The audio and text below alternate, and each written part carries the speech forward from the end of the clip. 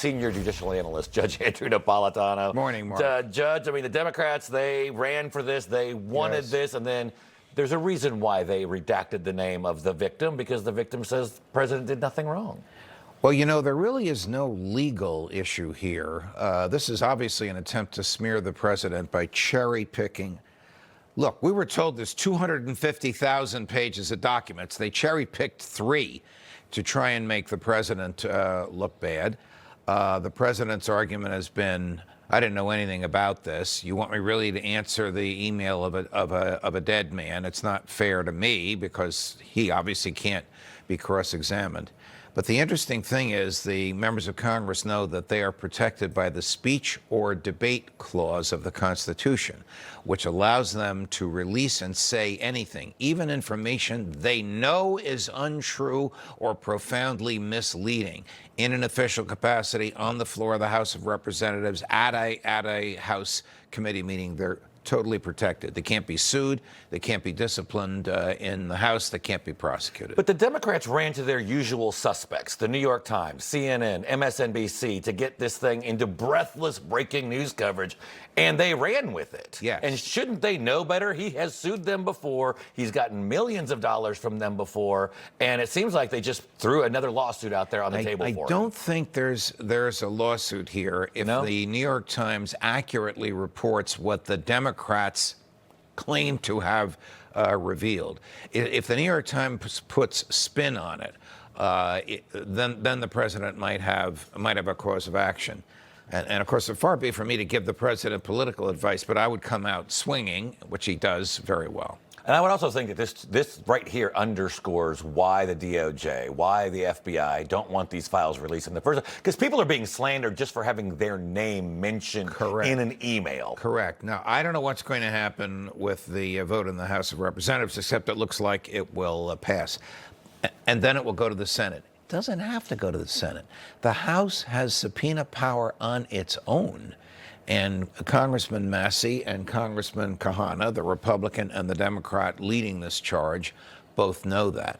They could subpoena the entire file. The DOJ would not be able to resist the subpoena. And then those truckloads, the 250,000 pages, show up at the House of Representatives, and then they can all be revealed. So I want to move on now. So the U.S. launched another airstrike against a Venezuelan drug boat. The action taking place in international waters, the administration says, to stop the trafficking of illegal drugs into our country.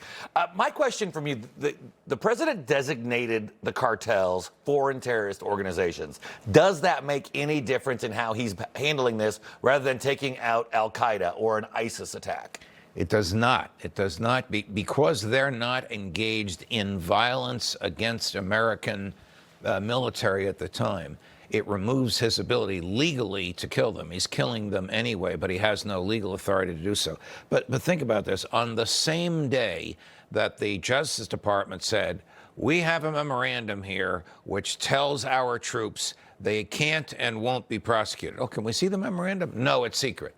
On the same day that that memorandum came out, the Crown Prosecution Service, which is what our UK friends call their Department of Justice, issued a memorandum saying the opposite. We're worried that if we help the Americans with intel, we will be prosecuted. Therefore, for the first time publicly since 1947, our closest intelligence community allies, the Brits, will not help the Americans in locating these speedboats because their memorandum, also secret, says the opposite of what the American memorandum says. These are memoranda based on international law. I'm sure there's American law in the American memorandum and British law in the British memorandum.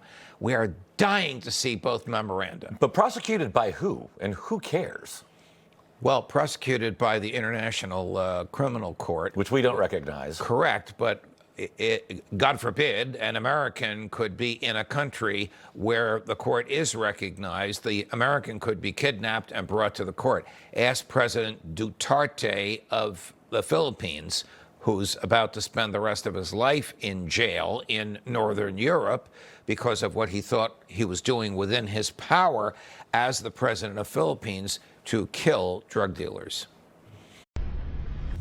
Information. Truth is freedom. Is Newsmax.